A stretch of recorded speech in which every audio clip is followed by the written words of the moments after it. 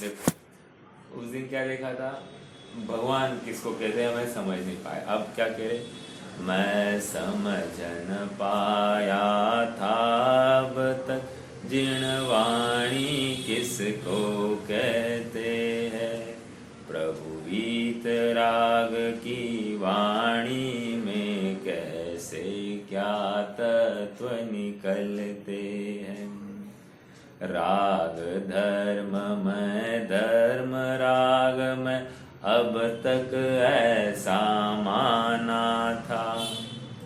शुभ कर्म कमाते सुख होगा बस अब तक ऐसा माना था। कंक्लूजन, पर आज समझ में आया है कि वीतरागता धर्म आहा।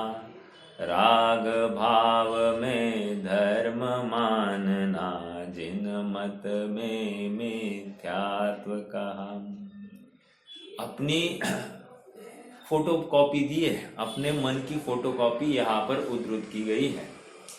देखो कितना भी कहो, हमने राग भाव को धर्म माना है माना है माना है, इसीलिए गाड़ी आगे बढ़ नहीं रही है। फैक्ट है ये।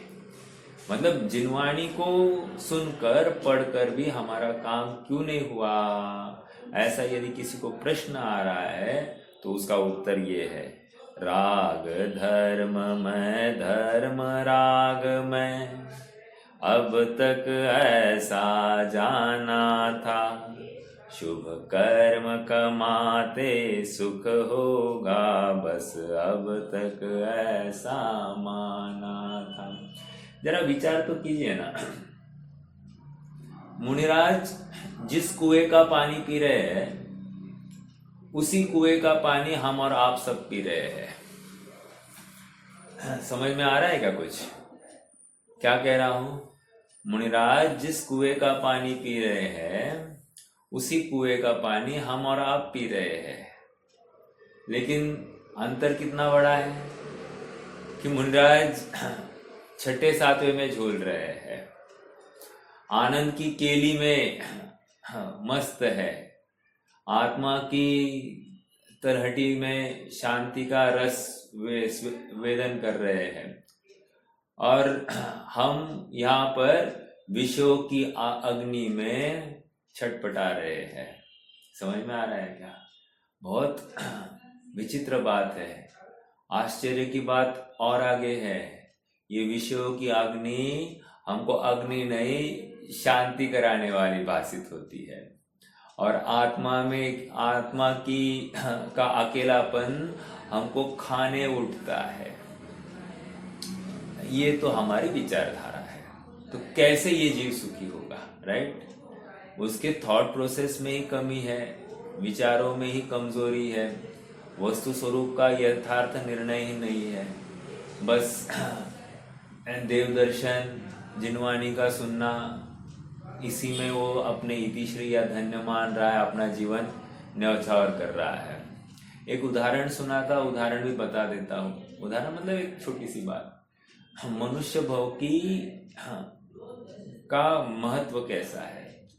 कह रहे कि विचार करो, कोई कौवा बैठा है डाली पर, उस कौवे को उड़ाने के लिए कोई चिंतामणि रत्न उसके ऊपर फेंकते हैं। अब प्रश्न ये है कि कौवे को उड़ाने के लिए चिंतामणि रत्न फेंकने की जरूरत थी क्या? लेकिन कोई फेंक दे। उसी प्रकार ये मनुष्य भव विषय भोगों की प्राप्ति के लिए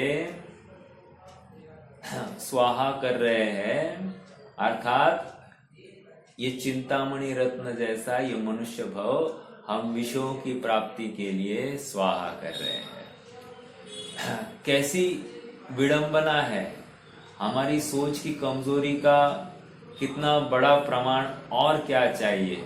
ये हमको हमारी सोच सुधारनी चाहिए, हमारा चरित्र सुधरना चाहिए, हमारा तत्व ज्ञान व्यवस्थित होना चाहिए, हमारी वस्तु स्वरूप की समझ यथार्थ होनी चाहिए। क्या हमको ये शिक्षा नहीं मिल रही है?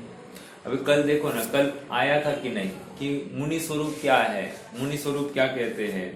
गुरु का स्वरूप मतलब कह रहे कि शुद्धात्म द्रव्य में रमण करते हैं।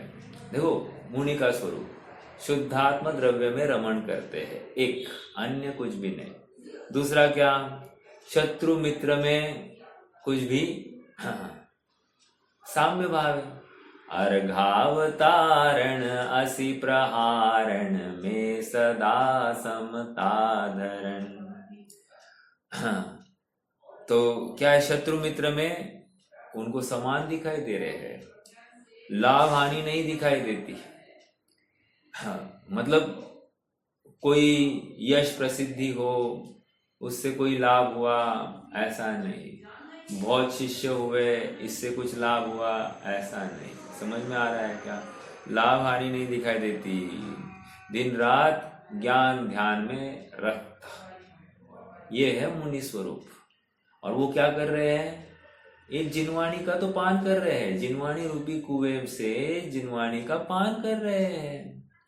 हम भी तो जिनवाणी का पान कर रहे हैं, काम क्यों नहीं हो रहा है? क्योंकि जिनवाणी रूपी कुएं में से जिस जल का पान किया उससे हमने राग को उत्पन्न किया और उन्होंने वितराग को उत्पन्न किया। समझ में आ रहा है क्या? अंतर है।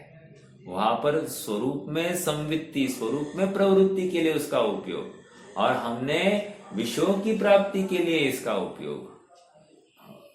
जल तो वही था, उसका उपयोग कैसे किया गया उसके ऊपर काम हो रहा है। सभी प्रकार के लाभ अलाभ में समता है। देखो ना, श्रीमद ने क्या कहा, बहुपसर्ग कर्ता प्रत्येपन खेद नहीं, है ना? मतलब क्रोध नहीं, शायद क्रोध नहीं, मतलब बहुत उपसर्ग कर रहा है कोई तो उसके प्रति क्रोध नहीं।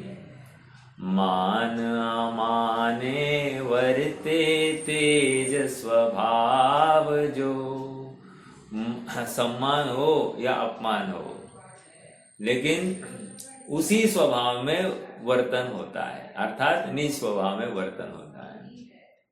हाँ, माया प्रत्यय माया साक्षी भावनी, मतलब साक्षी भाव है, कहीं पर मायाचारी की बात ही नहीं है, राइट? मतलब ये देह भी मैं हूं ऐसा भी किंचित मात्र भी भावना नहीं, मान्यता नहीं।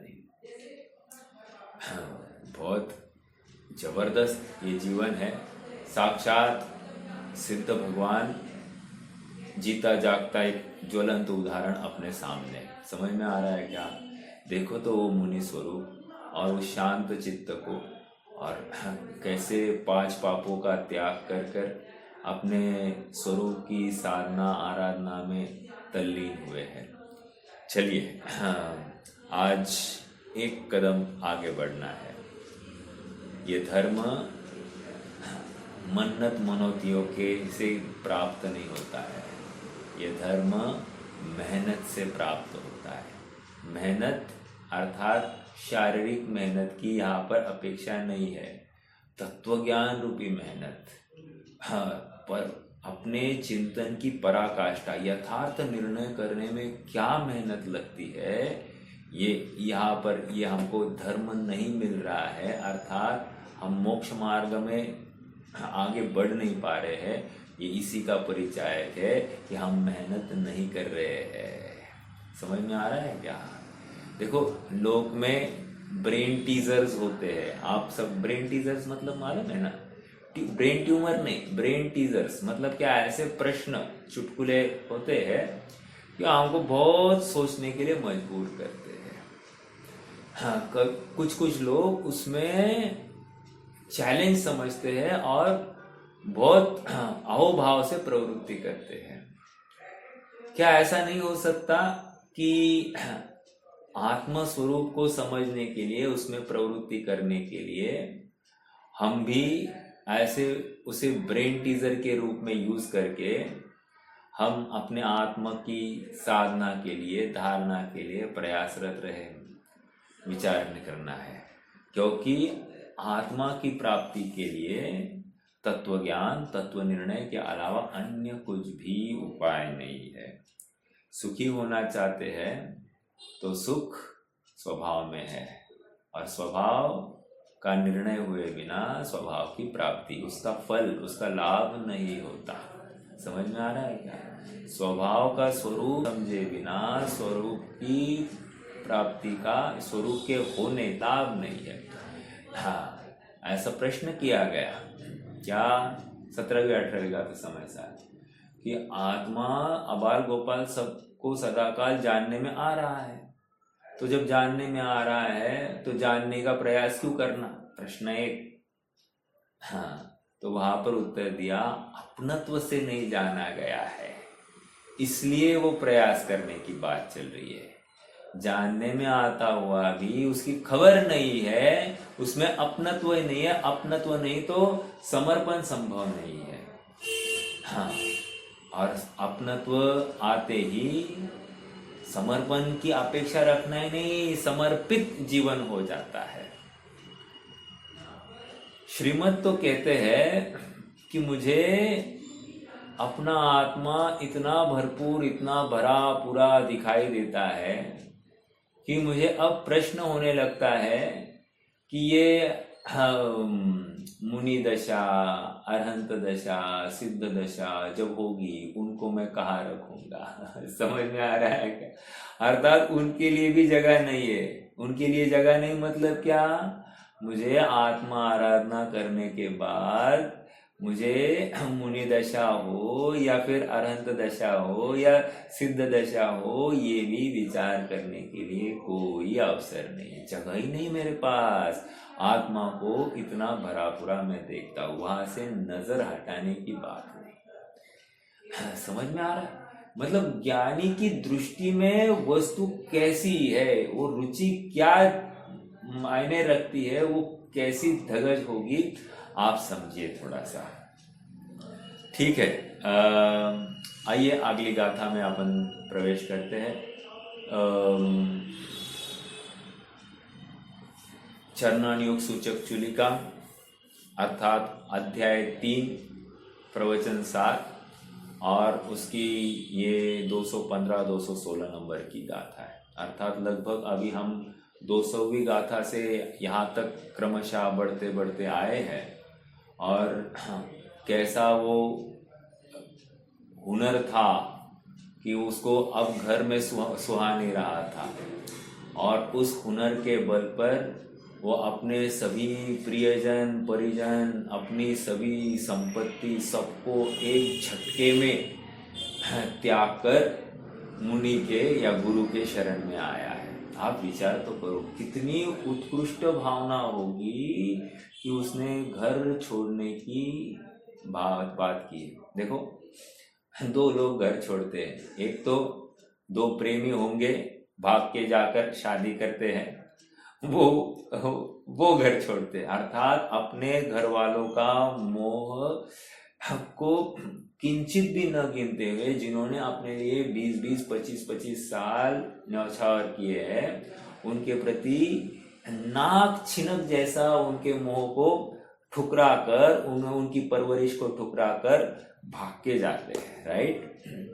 ये एक वो लव कपल्स, वो मोह में, उस प्रेम की अग्नि में इतना वो एक में एक हो गया है कि उस प्रेमी के पीछे उसको अन्य जगत की कोई भी अनुकूलता, संपदा, कुछ भी उसको मायने नहीं रखती। एक वो विकृति है। समझ में आ रहा है? लेकिन देखो, वो भी सर फिरा है, but in the wrong sense. अब ये एक सर फिरा है कि इसको भी ये संपत्ति, 6 खंड की विभूति, इतने अपने पुत्र, आज्ञाकारी है, सुनना, आज्ञाकारी है, एक भी नहीं है कि डिफॉल्ट करता हो। डिफॉल्ट मतलब बदतमीजी से या उल्टा जवाब देता हो। बस यहाँ पर पिता ने बोल दिया, फाइनल, बोलने की जरूरत ही नहीं है, इतना अनुशासन चलता है। कहने की बात इतनी है कि ऐसे अनुकूलता में रहने वाले को एक झटके में उसका त्याग होने की बात है, और वो त्याग कर वो मुनि दशा को अंगीकार करके चला जाता है। कैसा वो हुनर होगा? फिर से वही है, वो अपनी आत्म भावना की तीव्रता, उसके मोह में, उसके प्रेम में फिर से शब्द यूज कर रहे हैं, प्रेम में इतना पागल हो गया है कि उस आत्मा के पीछे उसको जगत की सारी संपदाएं एकदम मतलब क्षीण दिखाई, राखवत दिखाई देती है, विष्टावत दिखाई देती है। ऐसे शब्दों, देखो शब्द ऐसे ही है, गंभीरता से विचार करना। मतलब ये बच्चे भी ऐसे ही लात मार के चले जाते हैं, और मुनि अवस्था में जाने वाला जीव भी ऐसे ही लात मार के चला जाता है। दोनों तरफ लात मारनी है, लेकिन एक में आत्म कल्याण है और एक में पतन है, संसार है। समझ में आ रहा है क्या? अंत तो गत्वा वहां पर ठोकर खाकर फिर से माँ बाप के पास ही आने वाले हैं, लेकिन यहाँ पर ठोकर लगती ही नहीं है। वो आत्मा आराधना की जो धुन है, वो जो हुनर है, वो इस जाति की चढ़ती है कि वो उतरती ही नहीं है, उत्तरोत्तर बढ़ती जाती है। समझ में आ रहा है? ठीक है, चलो देखो गाथा के बोल देखते हैं। बहुत ही इंटरेस्टिंग गाथा है। देखो विगत गाथाओं में पेज नंबर 52 215 216 नंबर की गाथाओं की चर्चा करनी है। विगत गाथाओं में यह बताया गया, क्या बताया गया कि मुनिजनों को हिंसायतन होने से परद्रव्य का प्रतिबंध है और स्वद्रव्य में प्रतिबंध उपादेय है। समझ में आया? आगे अब इन गाथाओं में यह बताया जा रहा है अत्यंत निकट के सूक्ष्म परद्रव्य का प्रतिबंध भी मुनिपने के छेद का आयतन होने से हेय ही है। साथ में यह भी स्पष्ट किया जा रहा है कि छेद क्या है। ओके, छेद की चर्चा चल रही है, तो छेद कैसे होता है, छेद का स्वरूप क्या है, भाई ये समझना चाहिए ना कि मैं ये छेद हुआ है, यहाँ पर छेद हुआ है मतलब दोष आया है, और छेद होना नहीं चाहिए, इसकी तो निरंतर भावना और जागृति है। समझ में आ रहा है क्या? छेद हुआ मतलब जागृत नहीं, सोया हुआ है। राइट? देखो अब क्या कह रहे हैं आप, भत्ते वा खमणे वा आवसद्दे वा पुणो विहारे वा उवधिम्मि वाणिबद्धं नेच्छरि समणं हि विकद्धम्मि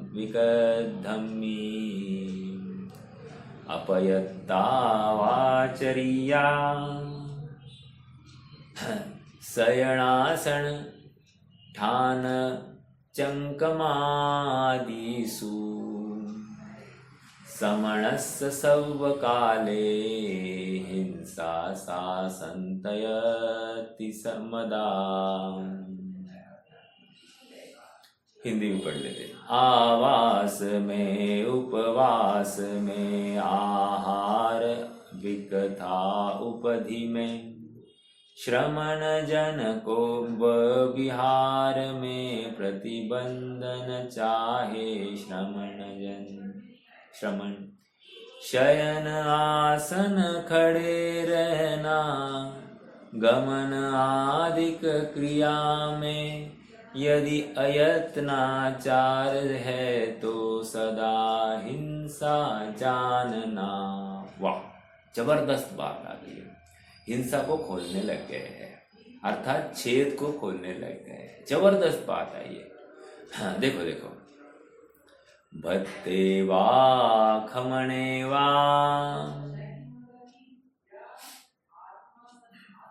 भत्त मतलब क्या? भत्त मतलब भोजन। ठीक है, भत्त प्रत्याख्यान शब्द सुना है क्या? भत्त प्रत्याख्यान, तो भत्त मतलब भोजन का त्याग, भत्त प्रत्याख्यान। तो यहाँ पर भत्ते, भत्ते मतलब भोजन। खमणे, खमणे का अर्थ यहाँ पर उपवास, उपवास लीजिए। आवसद्दे, आवसद्दे मतलब आवास, किसी कोई आवास में रहने का स्थान। आवसद्दे वा मतलब होता है और तो भत्ते वा मतलब भोजन करने में और उपवास में, वा या भी कह सकते हैं। भोजन में या उपवास में या रहने के स्थान में या भी विहरण करने में, अर्थात गमनागमन होता है, यहाँ से वहाँ विचरण होता है, विहार होता है। तो विचरण करने में उवधिम्हि वा, उवधिम्हि, उवधिम्हि क्या कह रहे हैं? उपधि, उपधि मतलब परिग्रह, उवधिम्हि मतलब परिग्रह। वा निबद्धने, वाणिबद्धम, निबद्धम मतलब अन्य कोई भी वा निबद्धम अर्थात वहां पर रहने का अवसर बनता है। निबद्धम मतलब वो कोई कारण बनता है। तो क्या कहते हैं? नेच्छति समणम, नेच्छति न इच्छति, नेच्छति न इच्छति, कौन इच्छा नहीं करता है? समणम अर्थात श्रमण इच्छा नहीं करता है।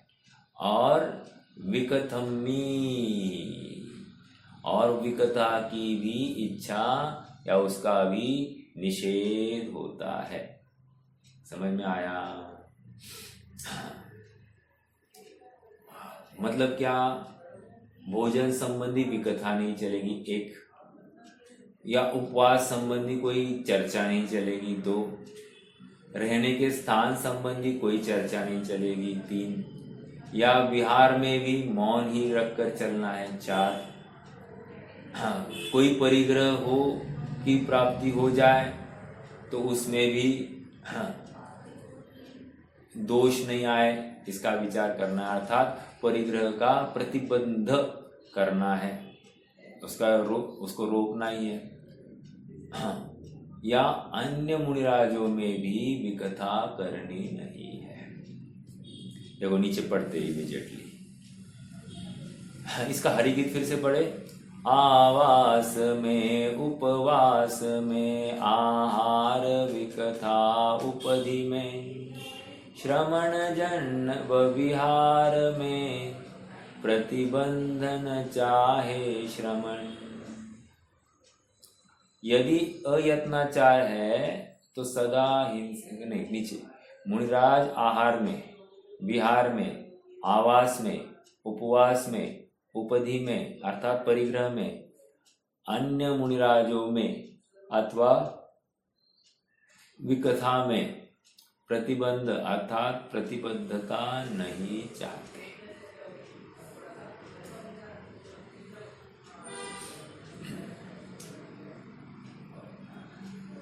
प्रतिबद्धता नहीं चाहते का अर्थ क्या कह रहे हैं? अर्थात उसमें प्रवृत्ति नहीं चाहते हैं या फिर उसको छेद मानते हैं। ठीक है देखो यहाँ मुनिराजों के बारे में चर्चा चल रही है। हमको क्या समझना है? हमारे ऊपर ये कैसे लागू हो सकता है?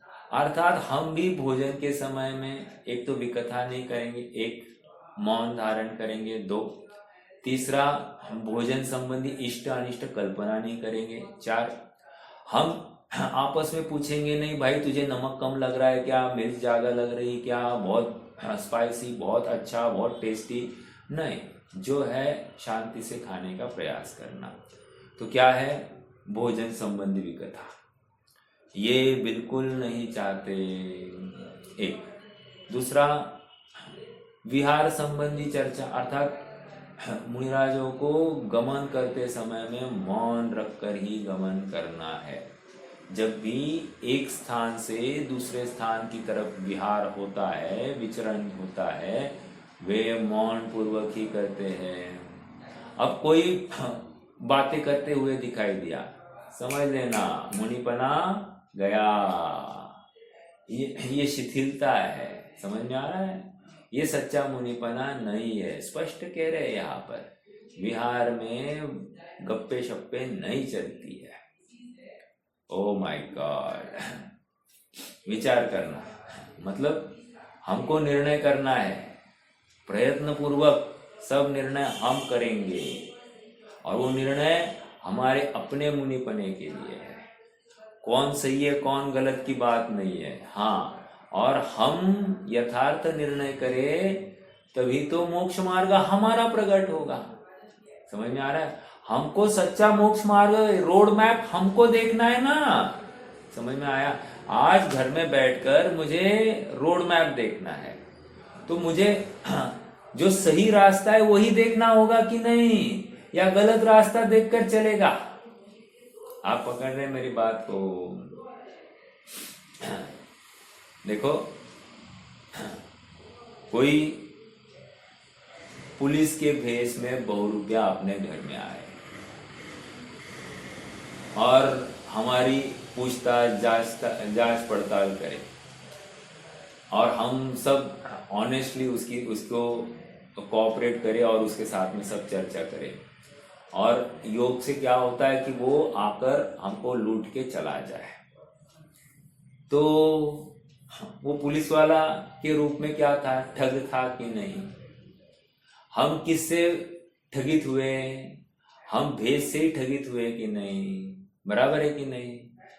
तो वो दंड का पात्र है कि नहीं? जो व्यक्ति आया था वो अपराधी है, वो दंड का पात्र है कि नहीं? बिल्कुल है। उसी प्रकार जो मुनिपने के भेष में है और मुनि के योग्य उसका वर्तन नहीं है, उसका बहिरंग चारित्र नहीं दिखाई दे रहा है, तो वो 100% बहुरूपिया है, वो मुनि नहीं। समझ में आ रहा है क्या? ये कठोर लग सकती है बातें, लेकिन अत्यंत गंभीरता से, शांति से ये पढ़ना। और ये मैं नहीं कह रहा हूँ, ये लिखने वाले भी मुनिराज ही है।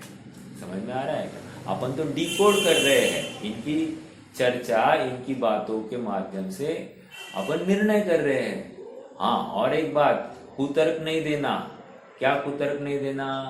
कुतर्क ये नहीं देना कि पंचम काल है, काल दोष, या हुंडा सिरपिनी काल में इतना चलता है, ऐसा नहीं।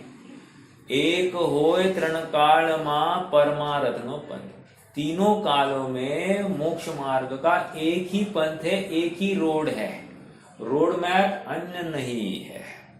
और वो रोड मैप वीतरागता पूर्वक ही होता है। वीतरागता के पोषक जिनवाणी ही कहलाती है।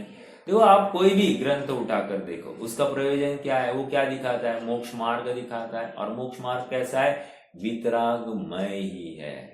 मंगलमय मंगल करण वीतराग विज्ञान, नमो ताहि जाते भये अरहंतादि महान।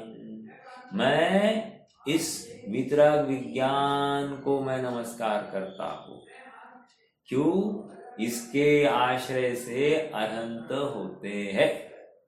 नमो ताहि जाते भय, अर्थात ये वीतराग विज्ञान किंग मेकर है। किंग मेकर है मतलब क्या? वो वीतरागता लाने से वो मुझे अरहंत करेगा, वो मुझे सिद्ध करेगा, मुझे जो चाहिए वो सुख देगा। तो ये सब वीतराग विज्ञान, वही प्रभु है, वही परमेश्वर है, वही मेरा सच्चा साथी। चल चल चल मेरे हाथी। हाँ, चलो, क्या कह रहे हैं यहाँ पर? मुनिराज आहार में, विहार में, आवास में। अब आवास में क्या भी कथा होगी, क्या गप्पे शप्पे? नहीं, ये अच्छा है, वो कल का अच्छा था, आज का बराबर नहीं है, ऐसा बोले तो?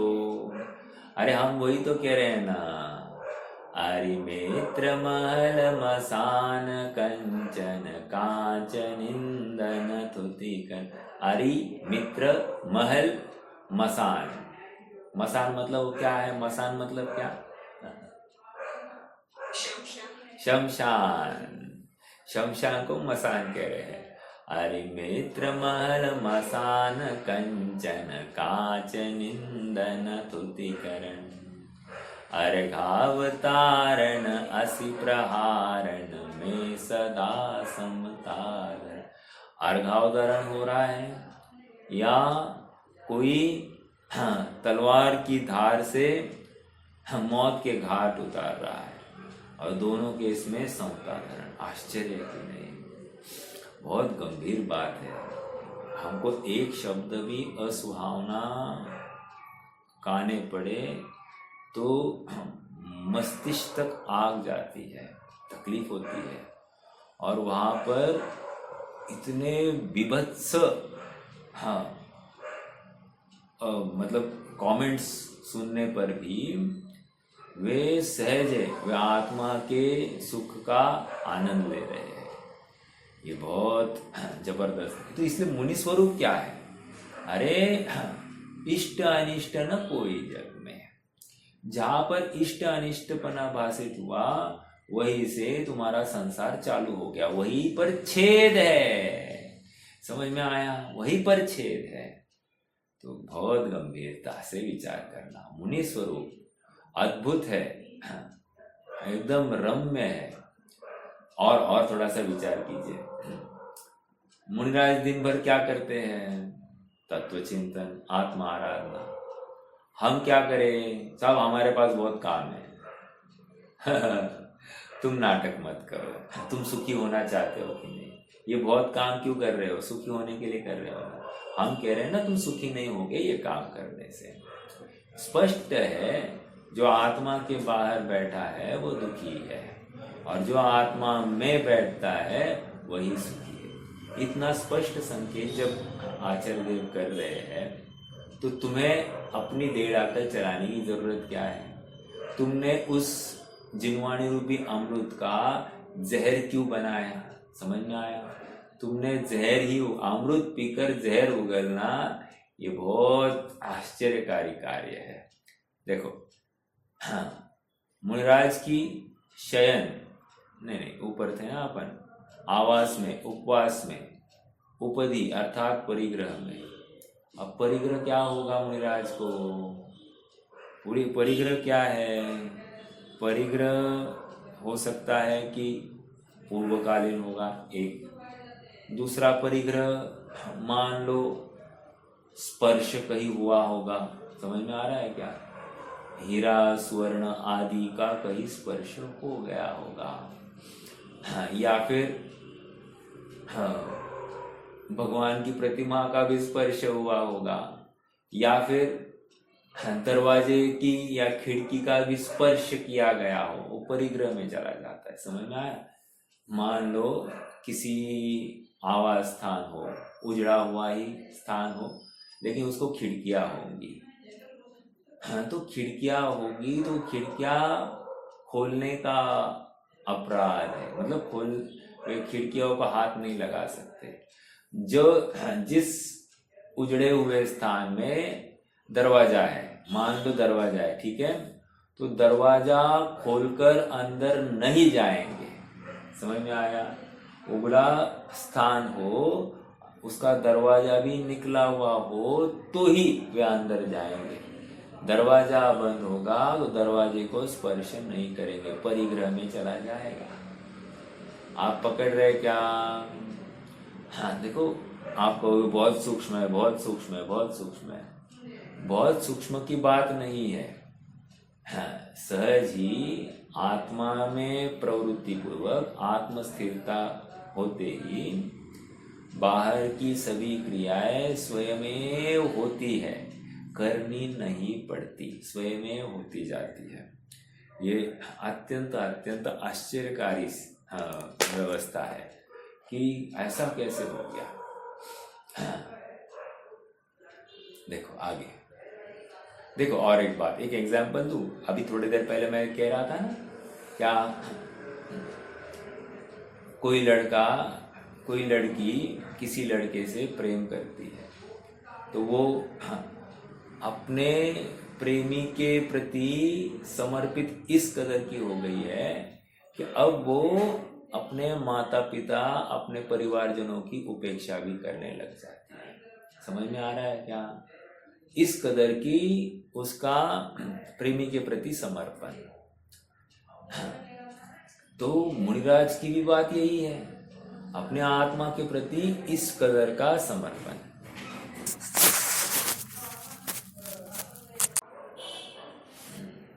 मतलब ये विकथा नहीं चाहेंगे, आपस में भी चर्चा नहीं होती है। मतलब दिन भर 600 700 मुनि साथ रहते हैं और वे आपस में चर्चा नहीं करते। देखो क्यों नहीं करते होंगे? इतनी सी बात है ना, कहते हैं ना empty mind is devil's workshop. विकथाएं कौन करता है? विकथाएं वही करता है जिसके पास कोई काम नहीं। अब जिसको निरंतर कोई ना कोई काम जिसके सामने खड़ा है, आत्मा आराधना रूपी कार्य, तो अब वो विकथाएं करने के लिए उसके पास समय है क्या? ऐसा थोड़ी है कि जैसे लोक में हम काम भी कर रहे हैं और किसी के साथ बातें भी कर रहे हैं, ऐसा होता है कि नहीं? ऐसा यहाँ पर नहीं चलेगा। आत्मा आराधना में, आत्म भावना के समय में वहां पर अत्यंत अत्यंत उपयोग की सूक्ष्मता होती है। एक में करना है उपयोग को, तो उपयोग की सूक्ष्मता, और सूक्ष्मता के पीछे फिर यहाँ वहाँ उपयोग दौड़ाकर काम नहीं चलता है, क्योंकि आत्मा स्वयं एक सूक्ष्म वस्तु है और सूक्ष्म वस्तु को ध्यान के लिए उपयोग भी सूक्ष्म चाहिए। समझ में आ रहा है क्या? स्थूल उपयोग से शुद्धात्मा का अनुभवन नहीं होता है। ठीक है, स्थूल उपयोग में शुभ भाव हो सकता है, लेकिन शुद्ध उपयोग नहीं हो सकता। ठीक है,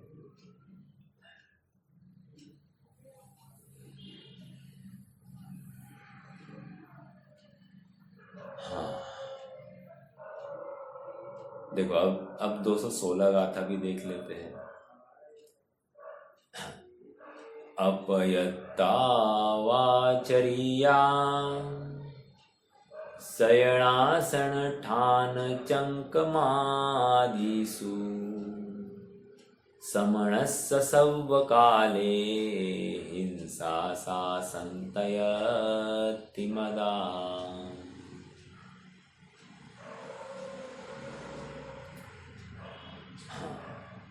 हिंदी भी देखो।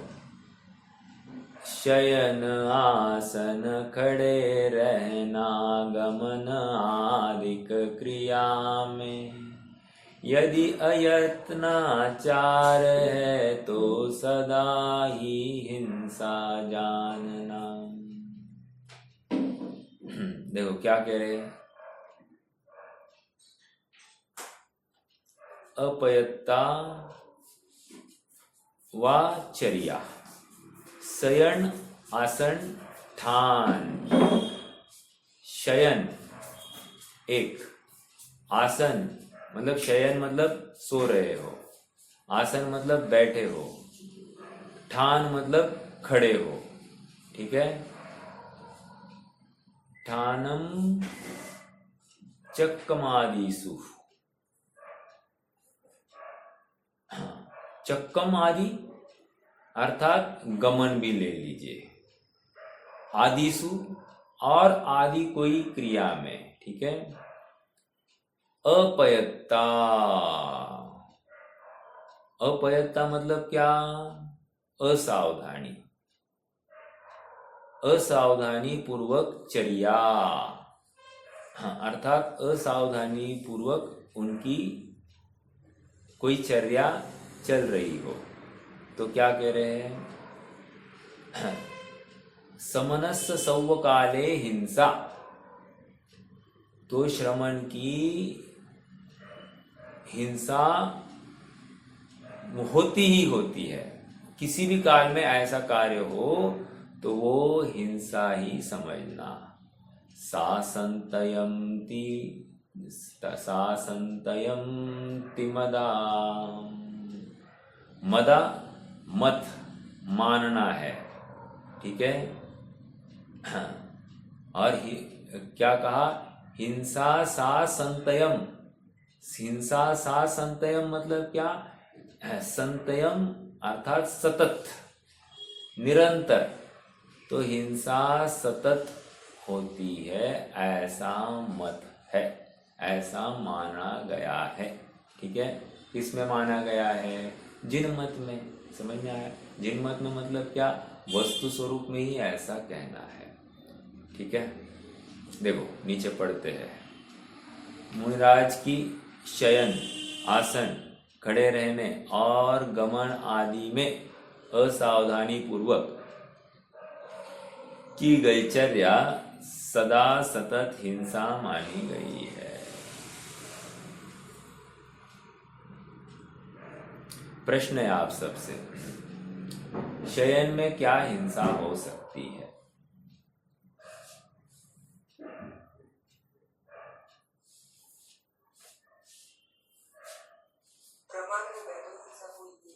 हाँ, प्रमाद होने पर ही तो हिंसा होने वाली, ये बात सही है। लेकिन ऐसी क्या क्रिया होती होगी कि शयन में हिंसा मानी जाए? अर्थात ये छेद है।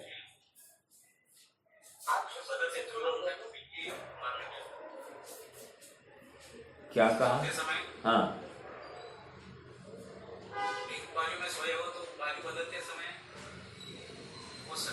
हाँ, इसका आपको ये कहना है कि जिस मुद्रा मतलब जिस पोज में वे सोए हैं, हाँ, जितना भी देर सोएंगे रात्रि के अंतिम प्रहर में, तो वो उसी मुद्रा में सोएंगे। देखो हम रात में जब सोते हैं और सुबह जब उठते हैं तो हमारी करवटें बदल बदल कर यहाँ वहाँ होकर हम कहाँ पलट गए होते, कहाँ पहुँच गए होते, हमको भी पता नहीं चलता है। समझ में आ रहा है? और ये कह रहे शयन में दोष नहीं आता है। अर्थात जो करवट या जिस पीठ पर सोए होंगे तो पीठ पर वे उसी अवस्था में उठने से पहले पाए जाएंगे। समझ में आ रहा है क्या? एक अब मान लो वृद्ध अवस्था है या शरीर की कमजोरी है, तो आचार्य के पास जाएंगे, आचार्य को अपनी व्यथा फरमाएंगे और फिर आचार्य से आज्ञा मांगकर फिर आज मैं 1 करवट बदलूंगा, आज मैं 2 करवट बदलूंगा, ऐसी आज्ञा मानते हैं। तो हाँ, आचार्य हाँ बोले तो ही करवट बदलनी है। 2 बातें, ठीक है। अब करवट बदलने से पहले क्या करेंगे? करवट बदलने से पहले परिमार्जन होगा और उसके बाद में ही मतलब अपने शरीर का तो होगा ही होगा, प्लस वहाँ पर नीचे के जिस बाजू में करवट बदलनी है वहाँ पर फिर से परिमार्जन होगा और उसके बाद में ही लेटा जाएगा या बैठा जाएगा, जो कुछ है समझना, बट परिमार्जन के बिना नहीं। तो शयन में, आसन में, आसन एक है आसन और एक है असन, अशन। तो आसन मतलब क्या? कुर्सी आदि, सोफा आदि, ये सब क्या है? बैठने के आसन या सोने के आसन, ठीक है। तो आसन में कहा गया भाई, हाँ, आसन में खड़े रहने और गमन आदि क्रिया में, अभी कभी खड़े भी रहते हैं, कभी गमन की क्रिया होती है। तो हर किसी क्रिया में क्या कह रहे हैं? असावधानी कहा गया, असावधानी पूर्वक की गई चर्या सतत हिंसा मानी गई है। असावधानी पूर्वक की गई चर्या सदा अर्थात सतत हिंसा मानी गई है। आचार्य अमृतचंद्र तत्व प्रदीपिका टीका में इस गाथाओं का भाव इस प्रकार स्पष्ट करते हैं। मुनिपने के सहकारी कारणभूत शरीर के निर्वाह मात्र के लिए ग्रहण किए जाने वाले आहार में एक। दूसरा, ये कौन सी टीका चल रही है? 215 की बात कर रहे हैं। एक दूसरा क्या है? जिसमें शरीर के निर्वाह का विरोध न आवे और शुद्धात्म द्रव्य में अविकारी निस्तरंग स्थिरता होती जावे, ऐसे अनशन में 2 बातें हो गई। निरंग और निस्तरंग अंतरंग द्रव्य की प्रसिद्धि के लिए। कैसा है मेरा आत्मद्रव्य? निरंग और निस्तरंग। निरंग कहकर क्या कहना चाहते होंगे? चलो पढ़ते हैं पहले और फिर अपन कल ही इसकी चर्चा करेंगे। निरंग और निस्तरंग अंतरंग द्रव्य की प्रसिद्धि के लिए सेवन किया जाने वाला ऊंचे पर्वतों की गुफाओं के निवास में कहाँ रहते? अवसादे आया ना, अवसादे मतलब रहने का स्थान। तो कहाँ आया? देखो, सेवन किया जाने वाला ऊंचे पर्वतों की गुफाओं के निवास में। अंडरलाइन दिस, ये मैंने लिखा नहीं है, ये आचार्य की मूल टीका में से लिखा गया है। आप मूल शास्त्र खोलकर देख लीजिएगा, आपको यही मिलेगा। तो क्या आया? पर्वतों की गुफाओं में निवास में, ठीक है, ये तीसरा बिंदु। चौथा, शरीर के निर्वाह के कारणभूत आहार के लिए जाने वाले विहार में है। शरीर ठीक रहे अर्थात अक्षमृक्षण, फिर क्या है? गोचरी, फिर क्या है? गर्तपूरण, अग्निशमन। समझ में आया क्या? हाँ, तो कह रहे कि अपने भूख को शमित करने के लिए और शरीर के निर्वाह के कारणभूत, ये शरीर का ईंधन है, तो शरीर के निर्वाह के कारणभूत आहार के लिए जाने वाले विहार में। चौथा पॉइंट। पांचवा, श्रामण्य पर्याय का सहकारी कारण होने से जिसका निषेध नहीं है, कथनचित परिचय है, ऐसे अन्य मुनिजनों में शब्द रूप पुद्गलों के संबंध से, जिसमें चैतन्य भित्ति का भाग मलिन होता है, ऐसे शुद्धात्म द्रव्य विरुद्ध कथा में भी मुनिराजों के लिए प्रतिबंध निषेध है। अब मुनिराजों के लिए जो सर्वदेश चर्चा चलती है, हमारे लिए एक देश चर्चा चलेगी, जो जो लागू होती है वो। ठीक है।